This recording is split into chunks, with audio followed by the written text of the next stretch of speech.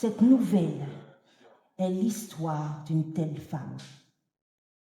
Tout au long de notre lecture, vous découvrirez une force qui se manifeste sans peur et principalement par la capacité à avancer malgré elle. Une détermination qui transforme les épreuves en tremplin et les blessures en leçons de vie. Alors, nous sommes à la résidence départementale au Gosier et c'est la cérémonie de remise de prix du concours Forme Châtaigne. Donc, pour rappel, le concours Forme Châtaigne, c'est un concours d'écriture de nouvelles qui a été organisé par le Conseil départemental de la Guadeloupe et qui a été lancé lors de la Semaine des droits de la femme en mars dernier. Donc, c'est un concours où des femmes devaient justement rédiger une nouvelle où elles racontaient leur parcours. Nous avons reçu plus d'une vingtaine de nouvelles qui ont été transmises, qui ont été lues et transmises à un jury.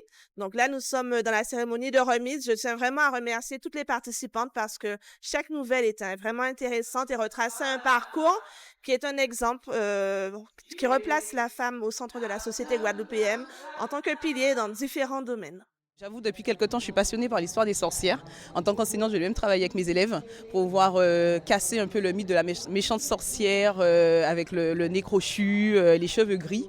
Et du coup, j'ai eu envie de continuer à embellir l'image de la sorcière à travers cette femme châtaigne, cette femme debout qui s'accepte comme telle qu'elle est, avec ses défauts, ses qualités et tout justement les défauts qu'on a tendance à reprocher à la femme. J'ai voulu les mettre en avant et je suis très fière qu'on ait lu à travers le message que j'ai voulu partager avec vous dans la nouvelle.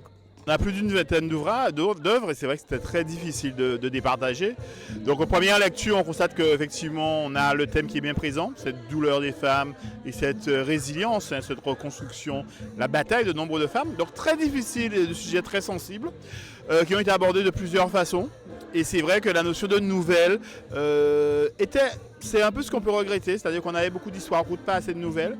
Il y a une nuance en tout cas en matière de qualité. Et c'est vrai que la gagnante, elle a vraiment su faire la différence et nous offrir une nouvelle qui répondait à tous les critères. Donc avec une belle qualité d'écriture, mais d'une manière générale, on avait beaucoup de qualité et c'est vrai que c'était très difficile de les partager. Après, effectivement, il fallait faire un classement, donc on a su le faire.